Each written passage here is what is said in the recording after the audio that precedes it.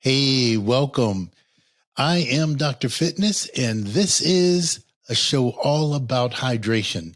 Now, I made hydration the first focus of my 5 areas of fitness focus, and you're probably wondering why. The short answer is the human body is made up of 70% water. And this is why I chose proper hydration as the first pillar of focus.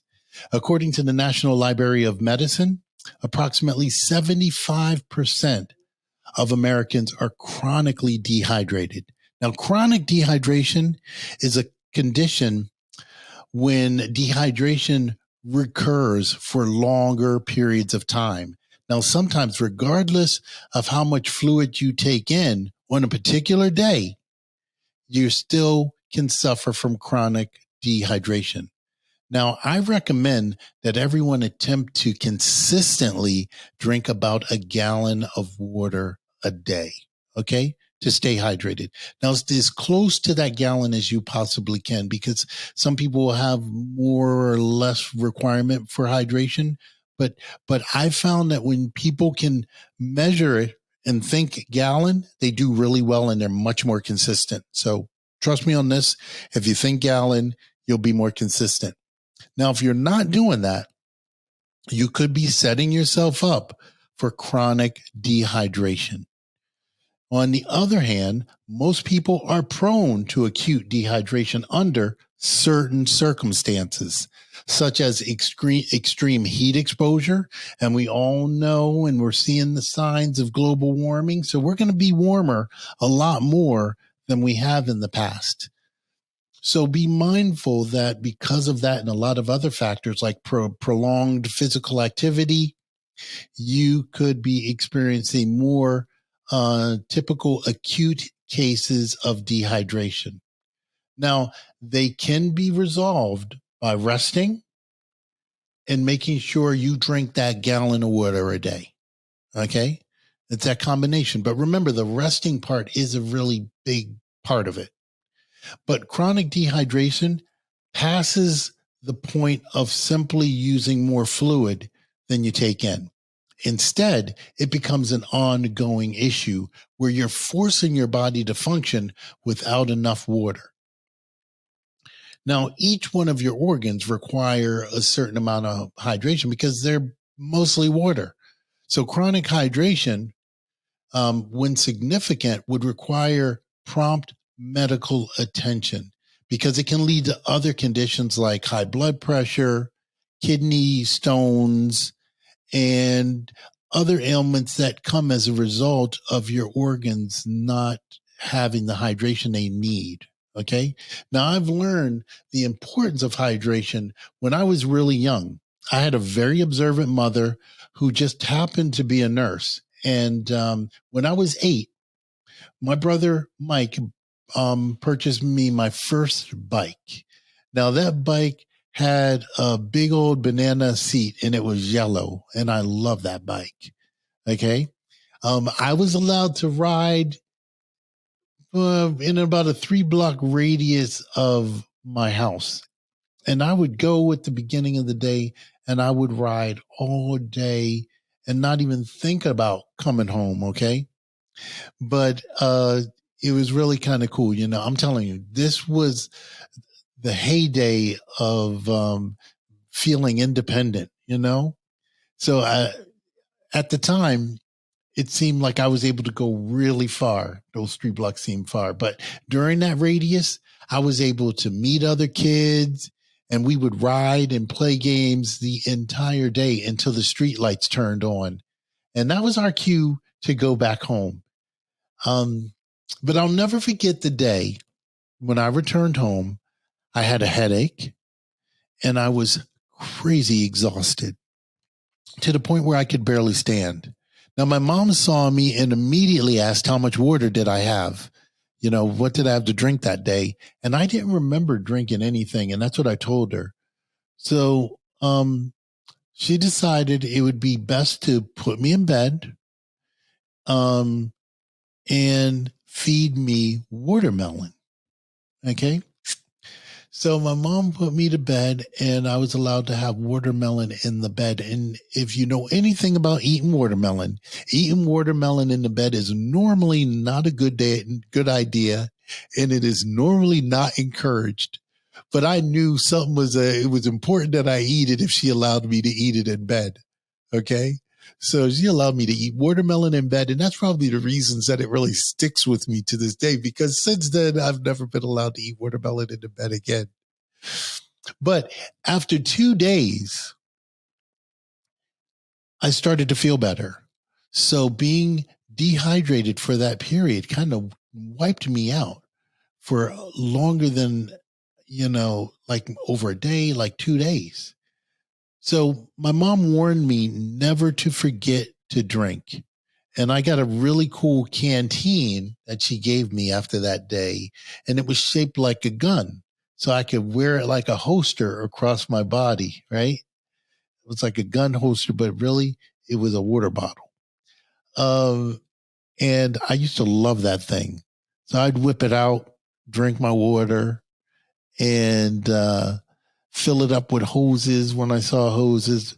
But it was just a cool way to like drink your water, I felt like pretty cool with my gun water bottle.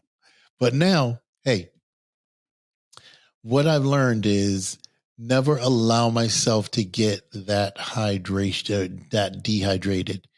And so if you don't know what dehydration looks like, because a lot of people don't, you may not either have experienced it, or you may have experienced it and not even know you experienced it. But things to look out for. If your urine is dark, it'll look more of start to like a dark yellow. Okay. If you get muscle fatigue, dizziness, extreme thirst, if you seem like you're not able to really sweat anymore, those are signs. So check yourself and see, hey, have I been drinking water? You want to really stay on top of that. I find that everybody is different, and there are a lot of other different combinations of symptoms to actually determine if you're dehydrated or not. But to make it super simple, if you have a gallon water jug, carry it with you and take 10 gulps every time you think about it. And that should be approximately every 20 to 30 minutes.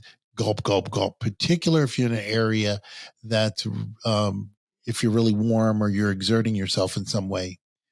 Now, if carrying a gallon jug is too big and too awkward, because I hear this all the time, I don't want to carry a gallon. Okay, well, put the gallon somewhere and then have smaller bottles that you can fill up, and you carry the smaller ones with you. But it's important to have that gallon jug somewhere in your vicinity, because it's the measuring that you need to make sure that you're getting enough. Most of the time when people drink bottle after bottle after bottle, they lose the bottles and they don't track as well the amount of hydration that they have. So to make sure that all that doesn't happen for you, stick to the gallon. But if you want to carry something smaller, then find a bottle or something that's more your style to carry with you, but definitely carry it with you. And don't just carry it. It's really important that you actually drink it. Okay. Now, you don't have to experience all these symptoms that I mentioned to be suffering from dehydration. Okay. But in my opinion, it's better to be safe than sorry.